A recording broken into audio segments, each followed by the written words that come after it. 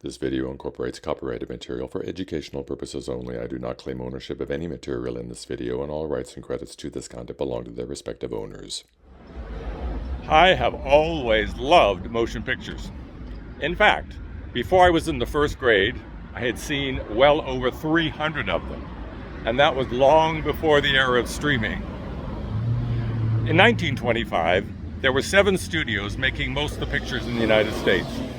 They were Fox Studios, Paramount Pictures, Warner Brothers, RKO Studios, Universal, Columbia, and the biggest and maybe the best, Metro-Goldwyn-Mayer.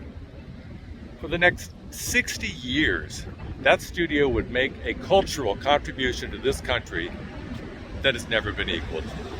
And here is the former main gate of Metro-Goldwyn-Mayer.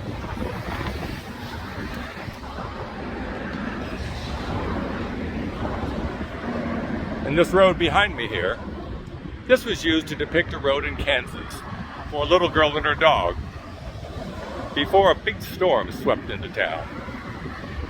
We're on Culver Boulevard in Culver City, and we're coming up on what used to be the executive offices for MGM. And you see that balcony up there? That was the offices of Louis B. Mayer. This is still very much a working studio, but now it's owned by Sony Pictures Entertainment. In addition to films and all sorts of television programs, it's also the home of Jeopardy and Wheel of Fortune.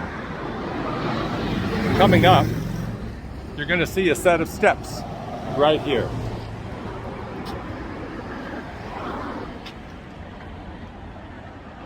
And those stairs is where Spencer Tracy met Katharine Hepburn.